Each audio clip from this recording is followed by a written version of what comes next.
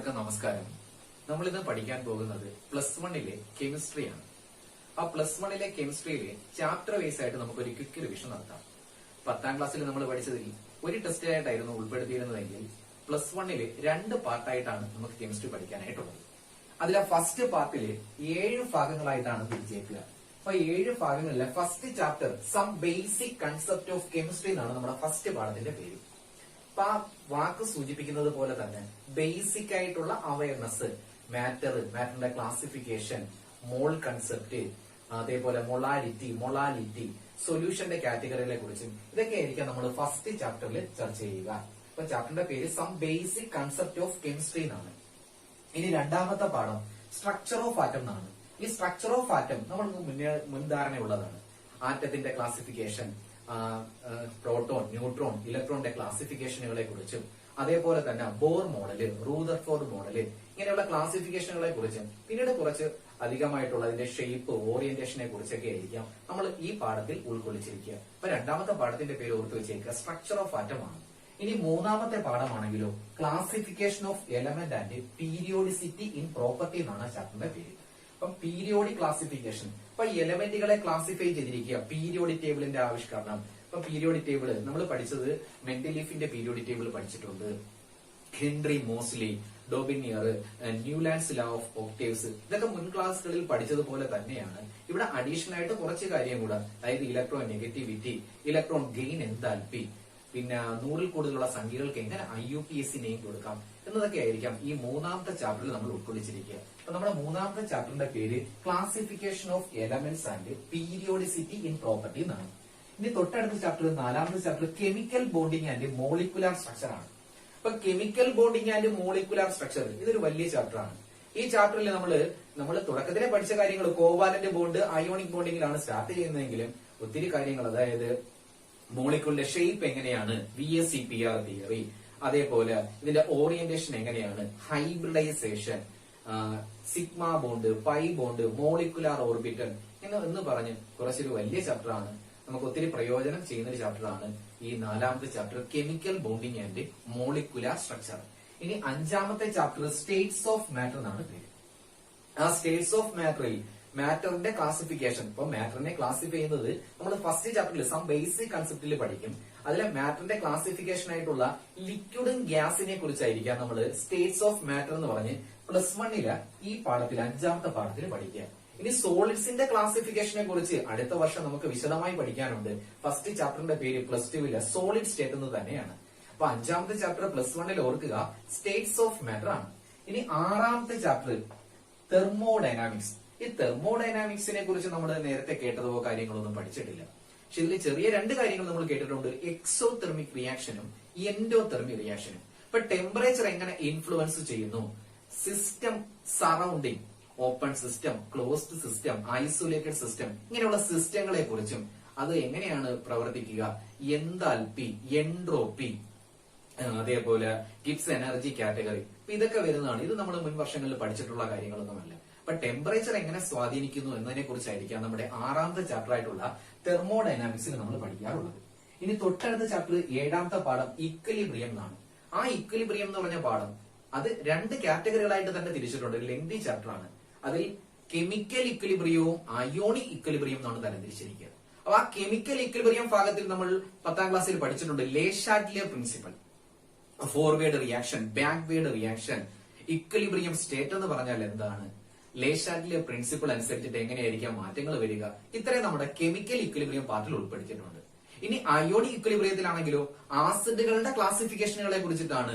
അപ്പൊ ആസിഡുകള് Lowry Bronsted concept, Arrhenius acid, Lewis acid ഇങ്ങനെയൊക്കെയുള്ള കാറ്റഗറികളും, പിഎച്ചിനെ കുറിച്ച്, പിഎച്ച് എങ്ങനെ കാൽക്കുലേറ്റ് ചെയ്യാം, പിഎച്ച് സ്കെയിൽ എന്താണ്, അപ്പൊ ഇതിനെ കുറിച്ചും സോലിബിലിറ്റി പ്രോഡക്റ്റിനെ കുറിച്ചൊക്കെ ആയിരിക്കാം നമ്മുടെ ഏഴാമത്തെ ചാപ്റ്ററിൽ ഉൾക്കൊള്ളിച്ചിരിക്കുക. അപ്പൊ +1 രണ്ട് പാർട്ടായിട്ടാണ് ടെസ്റ്റ്. അതിൽ ഫസ്റ്റ് ചാപ്റ്ററിലെ ഫസ്റ്റ് പാർട്ടിലുള്ള ചാപ്റ്ററുകളാണ് ഇപ്പൊ നമ്മൾ പറഞ്ഞേക്കുക. ഇനി സെക്കൻഡ് ചാപ്റ്ററിലുള്ളത് പാർട്ട് 2 ഉൾക്കൊള്ളിച്ചിരിക്കുക 7 ചാപ്റ്റേഴ്സ് ആണ്.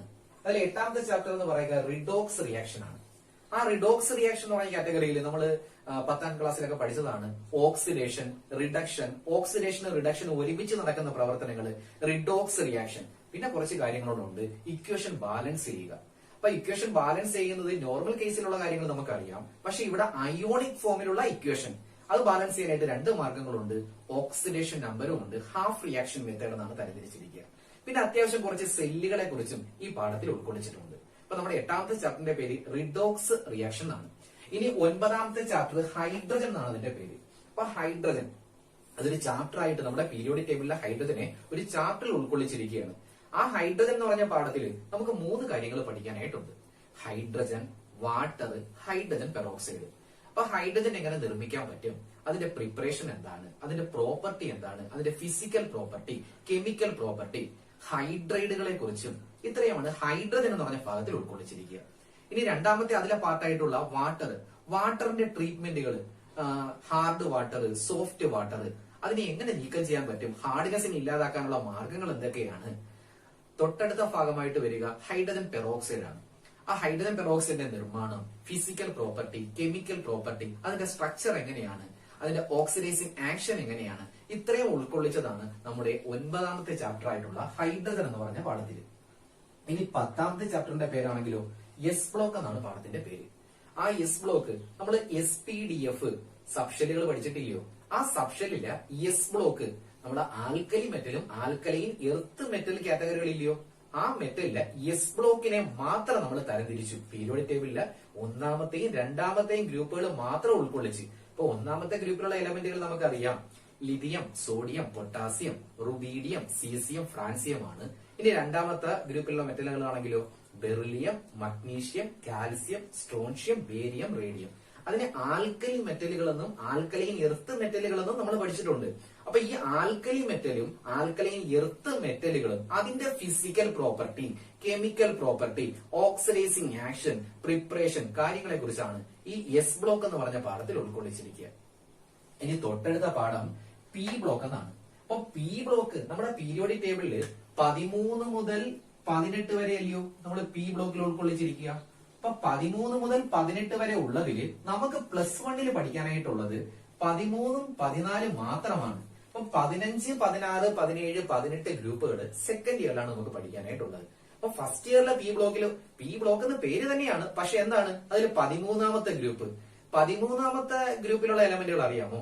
അപ്പൊ 13ാമത്തെ ഗ്രൂപ്പിലുള്ള എലമെന്റ് ബോറോൺ കുടുംബമാണ്. Boron, aluminium, gallium, indium, thallium എന്നാണ് അതിനകത്തുള്ള എലമെന്റുകൾ. അപ്പൊ അതിലെ ബോറോണും അലൂമിനിയം ആ എലമെന്റുകളുടെ പ്രോപ്പർട്ടീസും അതിന്റെ പ്രിപ്പറേഷനും കാര്യങ്ങളുമാണ് അതിൽ പഠിക്കുക. ഇനി 14ാമത്തെ ഗ്രൂപ്പ് ആണെങ്കിലോ കാർബണിന്റെ കുടുംബമാണ്. ആ കാർബണിന്റെ കുടുംബത്തിൽ വരിക carbon, silicon, germanium, tin, lead ആണ്.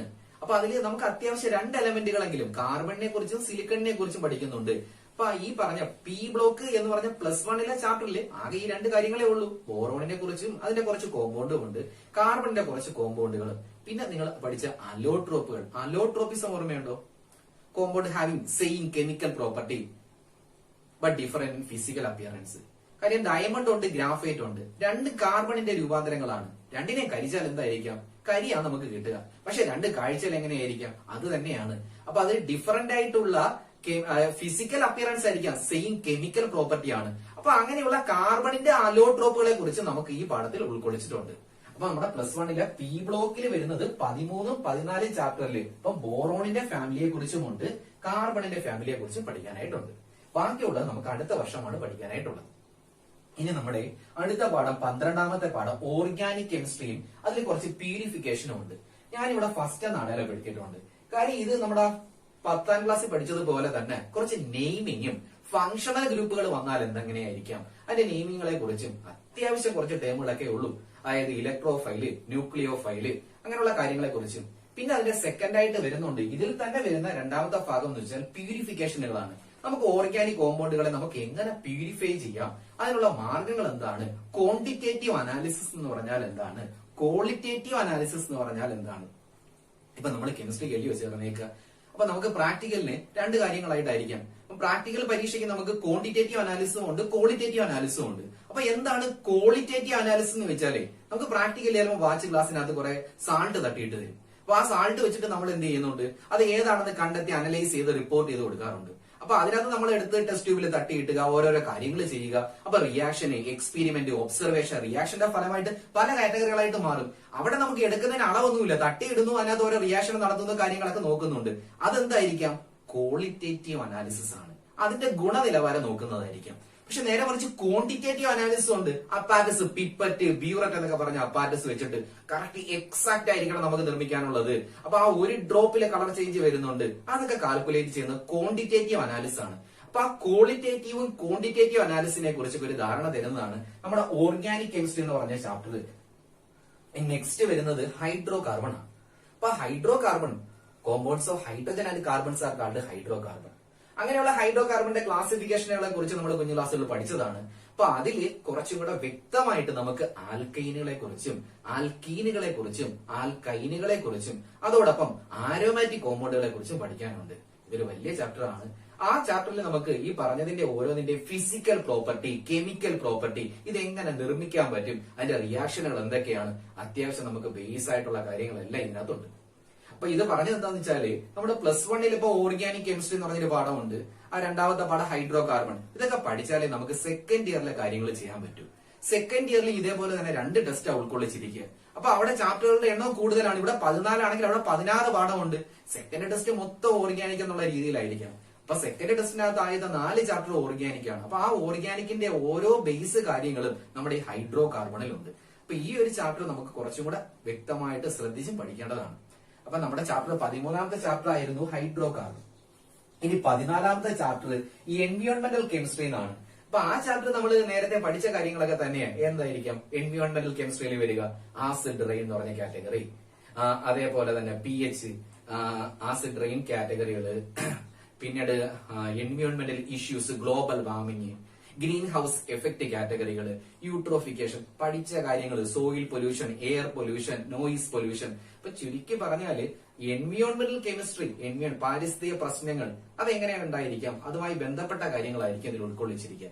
ഇത്രയുമാണ് നമ്മുടെ ഫസ്റ്റ് ഇയർ കെമിസ്ട്രിയിൽ നമുക്ക് പഠിക്കാനായിട്ടുള്ളത്. അപ്പൊ ഫസ്റ്റ് ഇയർ കെമിസ്ട്രിയിൽ ഓർക്കുക 14 പാഠങ്ങളാണ് പഠിക്കാനായിട്ടുള്ളത്. ഈ പാഠങ്ങൾ ഒരു ചെറിയൊരു ക്വിക്ക് റിവിഷൻ ആണ് ഞാൻ നിങ്ങൾക്ക് തന്നത്. നമുക്ക് പഠിക്കുമ്പോൾ ഒരു ധാരണ വേണം, എത്ര പാഠങ്ങളുണ്ട്, എന്തൊക്കെ പഠിക്കാനുണ്ട്. അപ്പം 10ാം ക്ലാസ്സിൽ പഠിച്ച കാര്യങ്ങളുടെ ബാക്കിയുള്ള കണ്ടിന്യൂഷൻ തന്നെയാണ് നമ്മൾ ഇവിടെ തുടർന്ന് വരാൻ പോകുന്നത്. അപ്പം 10ാം ക്ലാസ്സിൽ പഠിച്ചതിനേക്കാൾ കുറച്ചധികം നമുക്ക് ഇവിടെ പഠിക്കാനായിട്ടുണ്ട്. അപ്പൊ ഇവിടെ 14 പാഠങ്ങളാണ് നമ്മൾ ഉൾക്കൊള്ളിച്ചിരിക്കുക. അപ്പൊ നമുക്ക് അതിൽ നിന്ന് ഇന്ന് നമുക്ക് ഫസ്റ്റ് ചാപ്റ്റർ ആയിട്ടുള്ള some basic concept of chemistry എന്ന് പറഞ്ഞ പാഠം നമുക്കിപ്പം പഠിക്കാം. നമ്മുടെ ഫസ്റ്റ് ചാപ്റ്ററിന്റെ പേര് some basic concept of chemistry എന്നാണ്. അപ്പൊ എന്താണ് chemistry? Chemistry is the branch of science that deals with the studies, properties and composition of matter. അപ്പൊ മാറ്ററിന്റെ വിവിധങ്ങളായിട്ടുള്ള കാര്യങ്ങളെ കുറിച്ചുള്ള സ്റ്റഡിയും കോമ്പോസിഷനെ കുറിച്ചൊക്കെ ആയിരിക്കും കെമിസ്ട്രിയിൽ ഉൾക്കൊള്ളിച്ചിരിക്കുക. ഈ കെമിസ്ട്രിക്ക് ഒത്തിരി ശാഖകളുണ്ട്. നിങ്ങൾക്കറിയാമല്ലോ, കെമിസ്ട്രിയിൽ ഉൾപ്പെടുത്തിയിരിക്കുന്ന വിവിധ ശാഖകൾ organic chemistry, inorganic chemistry, physical chemistry, polymer chemistry, industrial chemistry, analytical chemistry, ഇങ്ങനെ പല ബ്രാഞ്ചുകൾ കെമിസ്ട്രിക്കുണ്ട്. അപ്പൊ ആ കെമിസ്ട്രിയിൽ നമ്മൾ ഈ ചാപ്റ്ററിൽ ഉൾക്കൊള്ളിച്ചിരിക്കുന്നത് സം ബേസിക് ആയിട്ടുള്ള കാര്യങ്ങളാണ്. അതിന് ഫസ്റ്റ് കാര്യം നമുക്ക് പഠിക്കാം മാറ്റർ എന്ന് പറഞ്ഞ കാര്യത്തെ കുറിച്ചാണ്.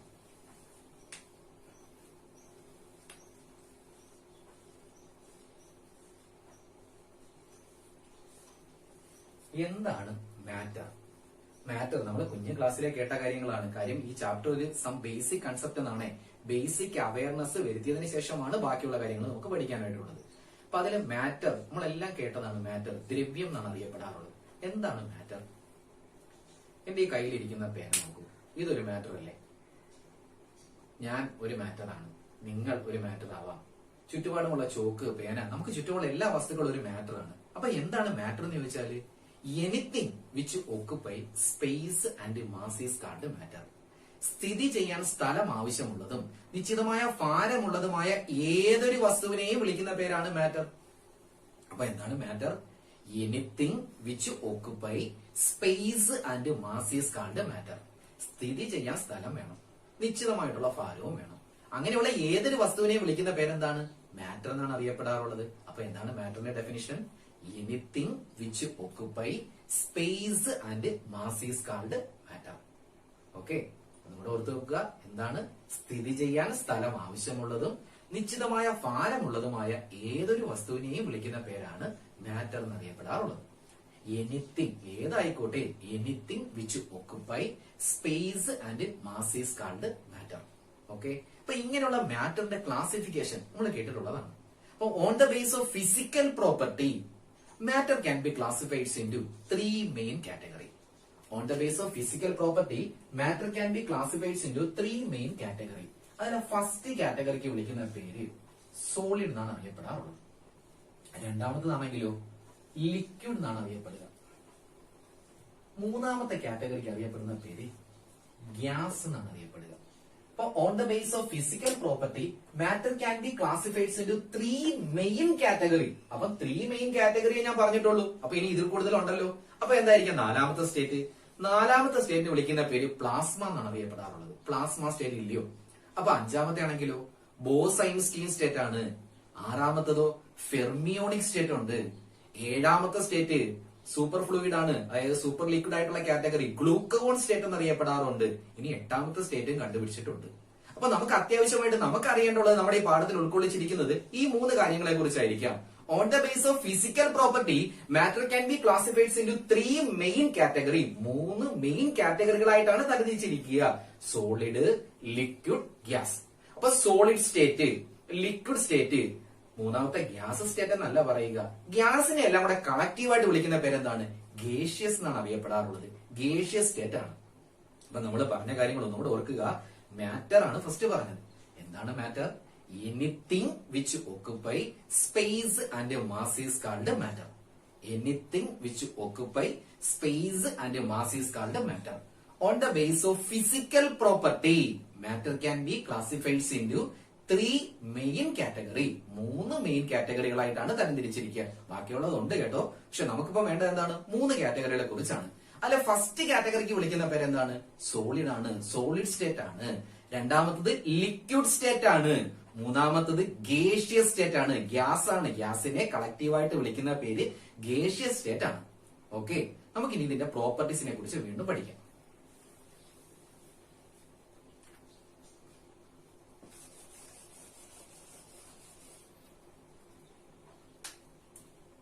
അതിലെ ഫസ്റ്റ് സ്റ്റേറ്റ് സോളിഡ് സ്റ്റേറ്റ് ആണ്. അപ്പൊ സോളിഡ്സിന്റെ പ്രത്യേകതകൾ എന്തൊക്കെയാണ്? ഇപ്പൊ സോളിഡ്സ്, ഇപ്പൊ നമ്മള് സോളിഡിനകത്ത് പാർട്ടിക്കിൾ ആണെങ്കിൽ ഞെങ്ങിഞ്ഞെരിഞ്ഞായിരിക്കാൻ സ്ഥിതി ചെയ്യാറുള്ളത്. ഇപ്പൊ റെഗുലർ ആയിട്ടുള്ള അറേഞ്ച്മെന്റ് ഉള്ളതാണ് സോളിഡ്. ഇപ്പൊ നോക്കിക്കേ, സോളിഡിന്റെ പ്രത്യേകതകൾ എന്തൊക്കെയാണ്? ഇപ്പൊ സോളിഡ് സ്റ്റേറ്റിന്റെ പ്രത്യേകത നമുക്ക് പറയാം.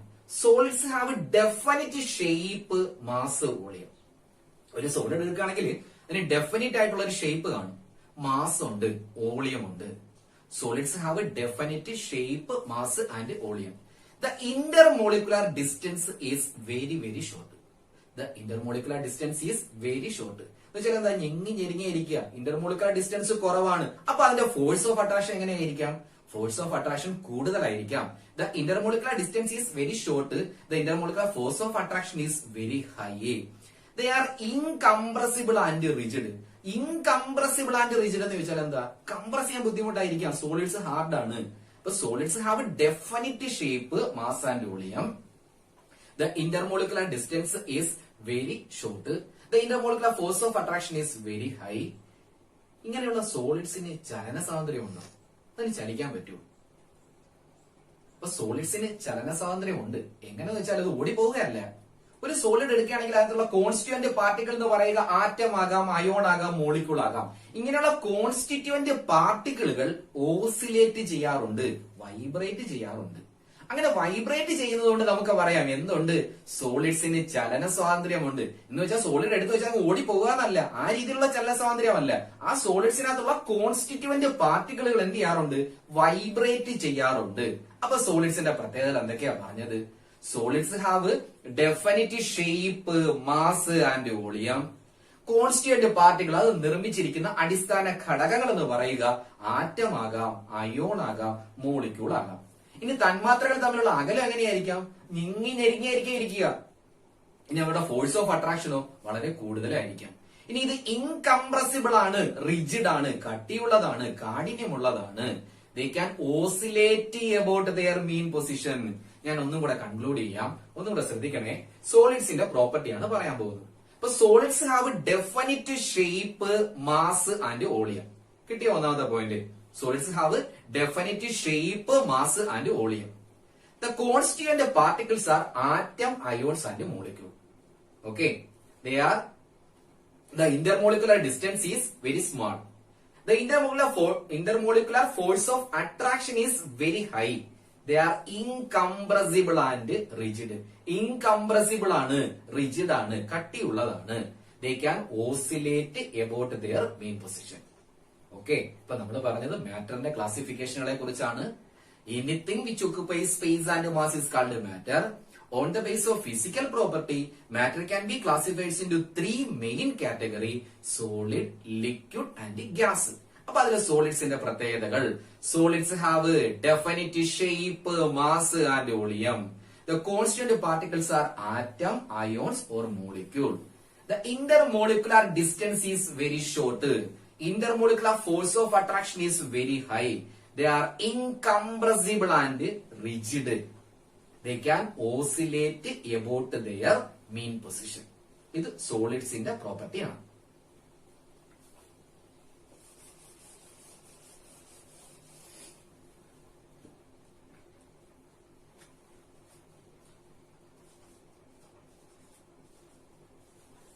നെക്സ്റ്റ് ലിക്വിഡ് ആണ്. ലിക്വിഡ്സിന്റെ പ്രോപ്പർട്ടിയാണ്. ഇപ്പൊ സോളിഡ്സിന്റെ അത്രത്തോളം അടുത്തടുത്തായിരിക്കില്ല, കുറച്ചും കൂടെ ദൂരെ ദൂരെയായിട്ടായിരിക്കാം പാർട്ടിക്കിളുകൾ കാണപ്പെടാറുള്ളത്. ഏതിന്റെ കേസിൽ? ലിക്വിഡിന്റെ കേസിൽ. ഇപ്പൊ സോളിഡ്സിന് പറഞ്ഞു solids have definite shape, mass, volume എന്ന് പറഞ്ഞു. അങ്ങനെയാണെങ്കിലേ ലിക്വിഡ്സിന് ഷേപ്പ് ഉണ്ടോ? ദ്രാവകങ്ങൾക്ക് ആകൃതി ഉണ്ടോ? ആകൃതി ഉണ്ട്. ഏത് പാത്രത്തിലാണോ സ്ഥിതി ചെയ്യുന്നത് അതിന്റെ ആകൃതി ആയിരിക്കാം. ഒരു കുപ്പിയിലാണെങ്കിൽ കുപ്പിയുടെ ഷേപ്പ് ആയിരിക്കാം, വലിയ പാത്രത്തിലാണെങ്കിൽ അതിന്റെ ഷേപ്പ് ആയിരിക്കാം. ഏതിലാണോ അതിന്റെ ഷേപ്പ് ആയിരിക്കാം, അല്ല പ്രത്യേകിച്ച് ഷേപ്പ് ഒന്നും ഇല്ലല്ലോ. അപ്പൊ സോളിഡ്സ് പറഞ്ഞു. ആ ലിക്വിഡ്സ് കാറ്റഗറിയിൽ ഓർക്കുക, ലിക്വിഡ്സ് ഹാവ് ഡെഫിനിറ്റ് വോളിയം. അതിന് ഡെഫിനിറ്റ് ആയിട്ടുള്ള വോളിയം ഉണ്ട്, ബട്ട് നോട്ട് ഡെഫിനിറ്റ് ഷേപ്പ്. അതിന് ഡെഫിനിറ്റ് ഷേപ്പ് ഇല്ല. ഏതിലാണോ സ്ഥിതി ചെയ്യുക അതിന്റെ ആകൃതി ആയിരിക്കാം. ഇപ്പൊ ഇതിനകത്തുള്ള പാർട്ടികൾ എങ്ങനെയായിരിക്കാം? ഇന്റർമോളിക്കുലർ ഡിസ്റ്റൻസും ഫോഴ്സ് ഓഫ് അട്രാക്ഷനും ലിക്വിഡിനെ അപേക്ഷിച്ച് എന്തായിരിക്കാം? ഇന്റർമോളിക്കുലർ ഡിസ്റ്റൻസ് സോളിഡ്സിൽ കൂടുതലല്ലയോ? ഇവിടെ എന്തായിരിക്കാം? അത്രത്തോളം ഉണ്ടോ? അപ്പൊ അങ്ങനെ അത്രത്തോളം ഇല്ലാത്തതുകൊണ്ട് ഇതിന് ഒഴുകി നടക്കാൻ പറ്റത്തില്ലയോ? ഇത് ഫ്ലൂയിഡ് കാറ്റഗറിയിൽ ഉൾപ്പെടുന്നതാണ്. ഫ്ലൂയിഡ് ആണ്, ഒഴുകുവാനുള്ള ടെൻഡൻസി ഉണ്ട്. ഇപ്പൊ നെക്സ്റ്റ് നമുക്കുള്ള കാറ്റഗറി എന്ന് പറയുന്നത് ഗ്യാസ് ആണ്. ഇപ്പൊ ഗ്യാസിനെ കൺസിഡർ ചെയ്യുകയാണെങ്കിൽ അത് വളരെ ലൂസ്ലി പാക്ഡ് ആയിട്ടായിരിക്കും കാണപ്പെടുക, വളരെ ദൂരെയായിട്ടായിരിക്കും കാണപ്പെടാറുള്ളത്. അപ്പൊ ആ ഗ്യാസ് കാറ്റഗറി കൺസിഡർ ചെയ്താൽ അതിന് neither definite shape nor definite volume, അതിന് കറക്റ്റ് ആയിട്ടുള്ള ഷേപ്പോ വോളിയമോ കാര്യങ്ങളൊന്നും കാണപ്പെടാറില്ല. അപ്പൊ ഈ ഗ്യാസ് ലിക്വിഡ് കാറ്റഗറി ഇത് രണ്ടിന്റെ intermolecular distance, intermolecular force of അട്രാക്ഷന്റെ വ്യത്യാസം അനുസരിച്ച് ഇതിന് എന്ത് ചെയ്യാൻ പറ്റും? ഫ്ലോ ചെയ്യാനുള്ള ടെൻഡൻസി ഉണ്ട്. അതിന് വിളിക്കുന്ന പേര്. അതുകൊണ്ട് ഗ്യാസിനെ ലിക്വിഡിനെ കളക്റ്റീവ്ലി കോൾഡ് ഫ്ലൂയിഡുകൾ എന്നറിയപ്പെടാറുണ്ട്. ഓർക്കണം, ഫ്ലൂയിഡുകൾ ഫ്ലോ ചെയ്യുവാനുള്ള കഴിവ്, ഒഴുകുവാനുള്ള കഴിവ് അതിനുണ്ട്. അപ്പൊ ഈ പ്രതിഭാസം ഉള്ളത് കൊണ്ടാണ് ഡിഫ്യൂഷൻ എന്ന് പറഞ്ഞൊരു പ്രോപ്പർട്ടി നമ്മൾ കാണപ്പെടുന്നത്. എന്താണ് ഡിഫ്യൂഷൻ? നമ്മളൊരു ചന്ദനത്തിരി കത്തിച്ചു വെക്കുക, അതിന്റെ ഗന്ധം നമുക്ക് ഇങ്ങനെ അടിക്കാൻ പറ്റുന്നുണ്ട്. ഇനി നേരെ മറിച്ചിട്ട് ഒരു കൈതച്ചക്ക പഴിപ്പിച്ച് വെച്ചേക്കുക, അതിന്റെ ഗന്ധം നമുക്ക് നല്ല രീതിയിൽ കിട്ടുന്നുണ്ട്. ഇപ്പൊ റോഡിൽ നിൽക്കുന്ന സമയത്ത് ഒരു കോഴി വണ്ടി പോവുകയെ, അപ്പൊ അതിന്റെ ഗന്ധം നമുക്ക് നല്ല രീതിയിൽ അറിയാൻ പറ്റുന്നുണ്ട്. ഇപ്പൊ മണ്ണെണ്ണ തട്ടി ഒഴിക്കുക, അതിന്റെ ഗന്ധം പെട്ടെന്ന് കിട്ടുന്നുണ്ട്. അപ്പൊ ഇത് പല എക്സാമ്പിളുകളാ പറഞ്ഞേക്കുക. ഇതിൽ എന്താണ് ഡിഫ്യൂഷൻ എന്ന് പറഞ്ഞാല്? ഇപ്പൊ ഡിഫ്യൂഷൻ ചന്ദനത്തിരി കത്തിച്ചു വെച്ചു, അപ്പൊ ആ ഗന്ധം മൊത്തം റൂമിൽ പരന്നു. ഇപ്പൊ നമ്മൾ ബാത്റൂമിലൊക്കെ കൊണ്ടുവെക്കാറുണ്ട്, റൂം ഫ്രഷ്നർ, ഒഡോണിൽ കാറ്റഗറികളൊക്കെ വെക്കാറുണ്ട്. അപ്പൊ അത് വെക്കുന്നതിന്റെ ഫലമായിട്ട് നമുക്ക് പെട്ടെന്ന് അതിന്റെ ഗന്ധം നമുക്ക് കിട്ടുന്നുണ്ട്. അപ്പൊ അവിടെ എന്താ സംഭവിച്ചേക്കുന്നത്? അവിടെ സ്പ്രെഡ് ചെയ്യുകയും ഇന്റർമിക്സ് ചെയ്യുകയുമാണ് സംഭവിക്കുന്നത്. ഇത് ഏതിന്റെ പ്രതിഭാസമാണ്? ഫ്ലൂയിഡുകളുടെയാണ്. സോളിഡ്സിനില്ല, ലിക്വിഡും ഗ്യാസിനുമാണ് ഇതിന്റെ പ്രതിഭാസം ഉള്ളത്. അപ്പം ഗ്യാസ് ലിക്വിഡ്സ് കാറ്റഗറിയിൽ സ്പ്രെഡ് ചെയ്യുകയും ഇന്റർമിക്സ് ചെയ്യുവാനുള്ള ടെൻഡൻസി ഉണ്ട്. ആ പ്രോപ്പർട്ടിക്ക് വിളിക്കുന്ന പേര് ഡിഫ്യൂഷൻ എന്നാണ് അറിയപ്പെടാറുള്ളത്. അപ്പം മാറ്ററിന്റെ ക്ലാസിഫിക്കേഷൻ ഓർത്തേക്കുക. On the base of physical property, matter can be classified into three main categories: solid, liquid and gas. What are the properties of characteristics of solids? Solids have a definite shape, mass and volume. The constituent particles are atoms, ions and molecules. The intermolecular distance is very short. The intermolecular force of attraction is very high. They are incompressible and rigid. Okay, they can oscillate about their mean position. ഇനി അങ്ങനെയാണെങ്കിൽ liquids കാറ്റഗറിയും gas കാറ്റഗറിയിലും എങ്ങനെയായിരുന്നു? Liquids have no definite shape, പക്ഷെ അതിന് volume ഉണ്ട്. Gas ആണെങ്കിലോ അതിന് ഷേപ്പും ഇല്ല ഓളിയും ഇല്ല, അതിങ്ങനെ പറന്ന് നടക്കുമായിരിക്കാം. അപ്പൊ ഇതിന്റെ പ്രോപ്പർട്ടീസിനെ കുറിച്ച് ഗ്യാസിന്റെയും ലിക്വിഡ്സിന്റെയും പ്രോപ്പർട്ടീസ് ആയിട്ട് നമുക്കൊരു സ്റ്റേറ്റ്സ് ഓഫ് മാറ്റർ എന്ന് പറഞ്ഞ് നമ്മുടെ 5ാമത്തെ പാഠത്തിൽ വ്യക്തമായിട്ട് പഠിക്കും. കൈനറ്റിക് തിയറി എന്ന് പറഞ്ഞ കാറ്റഗറി. അപ്പൊ അവിടെ ഗ്യാസിന്റെ ഈ ഒഴുകി നടക്കുന്ന പ്രോപ്പർട്ടിയെ കുറിച്ചൊക്കെ നമുക്ക് വ്യക്തമായിട്ട് പഠിക്കാനായിട്ടുണ്ട്. അപ്പൊ ഈ സോളിഡ്സിന്റെ ഈ 3 കാറ്റഗറികളെ കുറിച്ച് മനസ്സിലായല്ലോ. സോളിഡ്, ലിക്വിഡ്, ഗ്യാസ്, അതിന്റെ പ്രോപ്പർട്ടീസിനെ കുറിച്ച്. ഇത് on the base of physical പ്രോപ്പർട്ടിയാണ് കേട്ടോ. ഇനി നമുക്ക് അതിന്റെ കെമിക്കൽ പ്രോപ്പർട്ടീസിനെ കുറിച്ച് പഠിക്കാം. മാറ്ററിന്റെ നെക്സ്റ്റ് ക്ലാസിഫിക്കേഷൻ ആണ്. On the base of chemical property matter can be classified into 2 main കാറ്റഗറികൾ: mixtures and pure substance. Mixtures മിശ്രിതങ്ങളെന്നും pure substance contains only 1 type of particles ആണ്. ഈ മിക്സ്ചേഴ്സിനെ വീണ്ടും ക്ലാസിഫൈ ചെയ്തിട്ടുണ്ട് ഹോമോജീനിയസ് മിക്സ്ചേഴ്സ് എന്നും ഹെറ്ററോജീനിയസ് മിക്സ്ചേഴ്സ് എന്നുമാണ് തരംതിരിച്ചിരിക്കുക. ഇതിനകത്ത് വീണ്ടും ക്ലാസിഫിക്കേഷൻ പ്യുവർ സബ്സ്റ്റൻസിനെ എലമെന്റ്സ് എന്നും കോമ്പൗണ്ട്സ് എന്നും തരംതിരിച്ചിട്ടുണ്ട്. ഇത് നമ്മള് കുഞ്ഞു ക്ലാസ്സിൽ പഠിച്ചതാണ്, 8, 9 പഠിച്ച കാര്യങ്ങളാണ്. Element, compound, mixtures. എങ്കിലും നമ്മൾ ജനറൽ ആയിട്ട് ഓർത്ത് വെച്ചേക്ക്, ഈ ചാർട്ട് ഓർക്കുക. മാറ്ററിനെ on the base of physical പ്രോപ്പർട്ടിയിൽ ക്ലാസിഫിക്കേഷൻ മുന്നേ പറഞ്ഞു. On the base of chemical property matter can be classified into 2 category: mixtures and pure substance. അപ്പൊ അതിൽ മിക്സ്ചേഴ്സ് ആൻഡ് പ്യുവർ സബ്സ്റ്റൻസ്, ആ എലമെന്റ് കോമ്പൗണ്ട് കാറ്റഗറി തന്നെ ആദ്യം പറയാം. പ്യുവർ സബ്സ്റ്റൻസ് എന്ന് പറയുമ്പോഴത്തേക്ക് contain only 1 type of particles. ആ ഓൺലി 1 ടൈപ്പ് ഓഫ് പാർട്ടിക്കിൾ ഉൾക്കൊള്ളുന്നത് തന്നെയല്ലോ എലമെന്റ്സ് എന്ന് പറയുന്നത്. അത് പ്യുവർ ആണ്. ഇപ്പൊ ഹൈഡ്രജൻ ആകാം, സൾഫർ ആകാം, ഓക്സിജൻ ആകാം. അപ്പൊ ഇതിനകത്ത് എന്ത് മാത്രമേ, ഹൈഡ്രജൻ എടുക്കുകയാണെങ്കിൽ ഇതിൽ ഹൈഡ്രജൻ മാത്രമേ ഉള്ളൂ, സൾഫർ ആണെങ്കിൽ സൾഫർ, ആ എലമെന്റ് മാത്രമേ ഉള്ളൂ. പ്യുവർ ആയിട്ടുള്ള കാര്യമായിരിക്കാം, അത് എലമെന്റ് കാറ്റഗറിയിലായിരിക്കാം. ഇങ്ങനെയുള്ള ഡിഫറന്റ് ആയിട്ടുള്ള എലമെന്റുകൾ കൂടിച്ചേരുകയാണെങ്കിൽ, ഓർക്കുക, ഡിഫറന്റ് ആയിട്ടുള്ള എലമെന്റ് കൂടിച്ചേരുകയാണെങ്കിൽ നമുക്ക് എന്ത് കിട്ടുന്നുണ്ട്? കോമ്പൗണ്ട് കിട്ടുന്നുണ്ട്. H2O, ഹൈഡ്രജനും ഓക്സിജനും തമ്മിൽ കൂടിച്ചേർന്നു. കാർബൺ ഡൈ ഓക്സൈഡ്, CO2 കിട്ടുക. അപ്പൊ ഇത് കാർബണും ഓക്സിജനും കൂടിച്ചേർന്നതാണ്. അപ്പൊ ഡിഫറന്റ് എലമെന്റുകൾ കമ്പൈൻ ചെയ്യുകയാണെങ്കിൽ എന്തായിട്ട് മാറുന്നുണ്ട്? അത് കോമ്പൗണ്ട് ആയിട്ട് മാറുന്നുണ്ട്.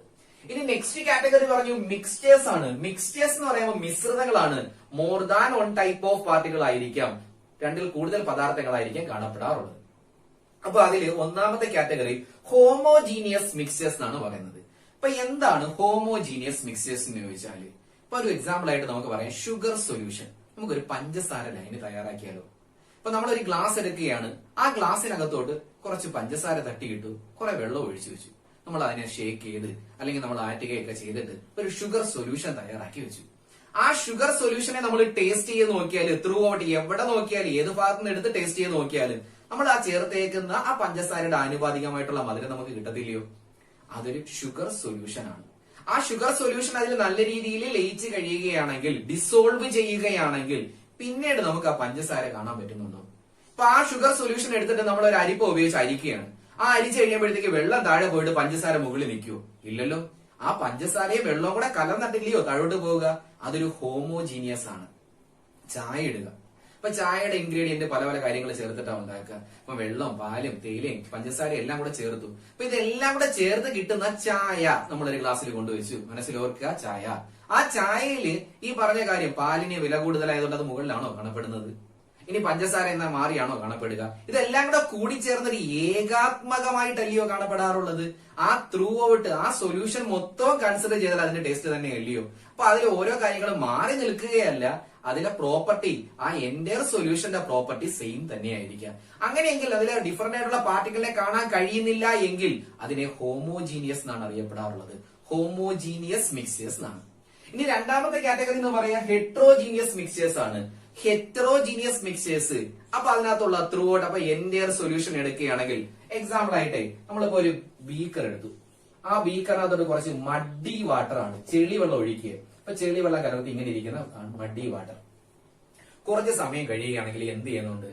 ഈ ചെളി എല്ലാം അടിയുന്നുണ്ട്, വെള്ളം മുകളിലോട്ട് വരും. വീണ്ടും ഷേക്ക് ചെയ്യുകയാണെങ്കിൽ ഒരു മഡി വാട്ടർ സൊല്യൂഷൻ ആണ്. പക്ഷെ ഇതിന്റെ മുകൾ ഭാഗം ഇവിടുന്ന് കുറച്ച് എടുത്തിട്ട് നമ്മൾ നോക്കുകയാണെങ്കിലോ, അല്ലെങ്കിൽ ഈ ഭാഗത്ത് നോക്കുക, താഴെ നോക്കുക, ഇവിടെ നോക്കിയാൽ ഇത് ഡിഫറന്റ് ആയിട്ടായിരിക്കാം കമ്പോണന്റ് കാണപ്പെടാറുള്ളത്. അപ്പൊ ഡിഫറന്റ് ആയിട്ടുള്ള കമ്പോണന്റിനെ നമുക്ക് ഒബ്സർവ് ചെയ്യാൻ കഴിയുകയാണെങ്കിൽ എന്തായിരിക്കാം? അത് ഹെട്രോജീനിയസ് ആണ്. ഇപ്പൊ ഹോമോജീനിയസ് മിക്സ്ചേഴ്സ്, ഹെട്രോജീനിയസ് മിക്സ്ചേഴ്സും. എക്സാമ്പിൾ ആയിട്ട് നമ്മുടെ സ്കൂൾ അസംബ്ലിയിൽ എല്ലാവരും യൂണിഫോം ഒക്കെ ഇട്ട് വന്നിരിക്കുക. അപ്പൊ എല്ലാവരും യൂണിഫോമിറ്റി മെയിൻറ്റെയിൻ ചെയ്യുകയാണെങ്കിൽ നമുക്ക് ദൂരെ നോക്കുകയാണെങ്കിൽ ആരും തിരിച്ചറിയാൻ പറ്റുന്നില്ല യൂണിഫോം ആണ്. ആ യൂണിഫോമിന്റെ ഇടയില് ഒന്ന് രണ്ട് പേര് കളർ ഡ്രസ് ഇട്ട് വരികയാണെങ്കിലോ നമുക്ക് പെട്ടെന്ന് തിരിച്ചറിഞ്ഞൂടെ? ആ മിശ്രിതം, ആ കാറ്റഗറിയാണ് ഇവിടെ പറഞ്ഞത് ഹെട്രോജീനിയസ് മിക്സേഴ്സ്. പെട്ടെന്ന് നമുക്ക് ഐഡന്റിഫൈ ചെയ്യാൻ പറ്റും. ആ ത്രൂ ഔട്ട് ആയിട്ടുള്ള ക്രിസ്റ്റൽ അല്ലെങ്കിൽ ആ സൊല്യൂഷനിൽ മാറ്റങ്ങൾ സംഭവിക്കുന്നുണ്ട്. അതിനെ ഹെട്രോജീനിയസ് മിക്സേഴ്സ് എന്നാണ് അറിയപ്പെടാറുള്ളത്.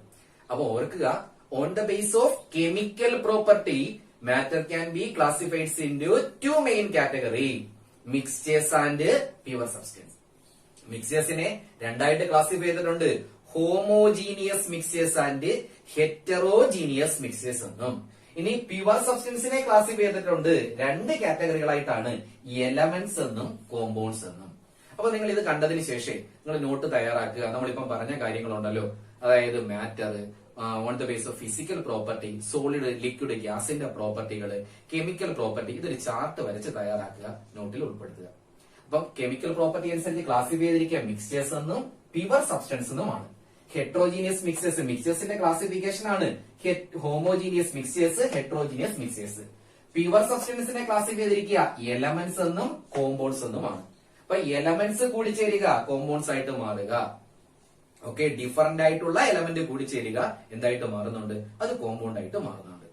ഓക്കെ, ഇത് മാറ്ററിന്റെ നമ്മൾ പാഠത്തിലെ സം ബേസിക് കൺസെപ്റ്റിലെ ഏറ്റവും ബേസിക് ആയിട്ടുള്ള കാര്യങ്ങളാണ് പറഞ്ഞത്. അപ്പൊ മാറ്ററിന്റെ ക്ലാസിഫിക്കേഷൻ ഇതോടുകൂടി കഴിഞ്ഞു.